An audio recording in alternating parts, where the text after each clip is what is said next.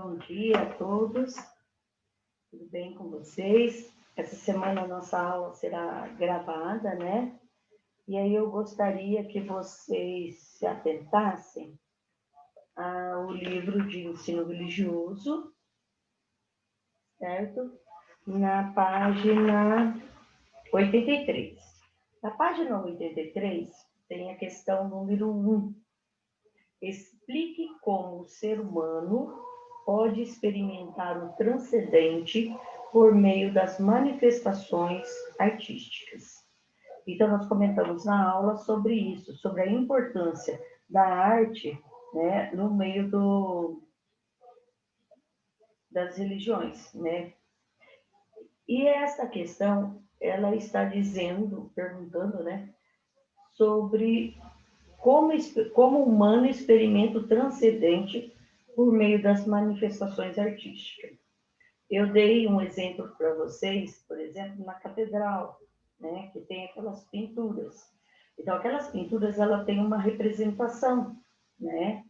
E cada um que olha para ela, né, vai ter uma certa interpretação em relação à pintura, certo?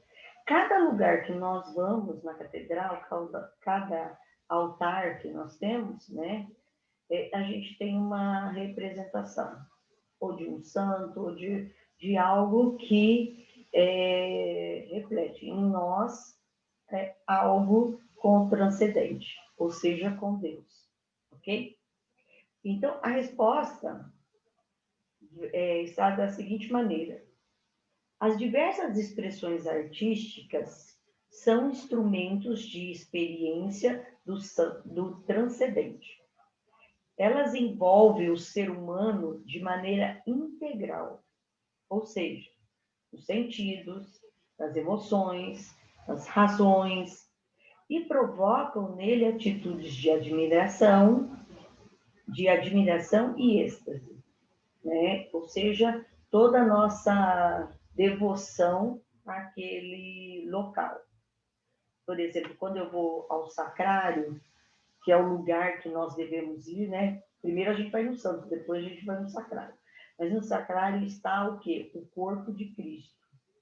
Então, aquele local nos remete ao local onde o Cristo foi crucificado, onde tem toda uma explicação da gente se sentir assim. Então, a gente medita, primeiramente, né, faz o pedido a Deus, né, faz a oração, o pedido, o agradecimento. Então, a gente se coloca diante do transcendente. Tá?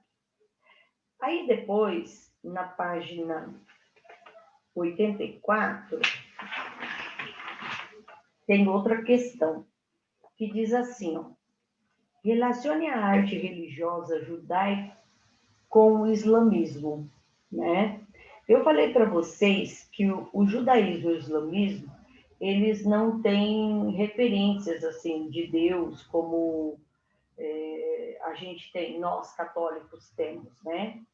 Então, eles têm uma expressão artística presente, principalmente, que nós vimos na aula passada, na arquitetura, na literatura, na dança, na música, sendo proibido o uso de imagens como instrumentos de relação com o transcendente. Lembra que eu expliquei isso para vocês, ok? Então, só para terminar, para vocês fazerem uma pequena pesquisa, mas não precisa copiar. Eu só quero que vocês tenham essa pesquisa e leiam sobre, tá? Sobre o imperador, a importância do imperador Constantino no século IV, né? Na arquitetura e escultura dos primeiros templos cristãos. Então, eu quero que vocês pesquisem sobre isso, para a gente comentar na próxima aula, ok? Então, fiquem com Deus e até a nossa aula, né? E não esqueçam de ver qual a importância do Constantino. O que Constantino fez de importante? O imperador Constantino. Tchau, pessoal. Essa foi curta.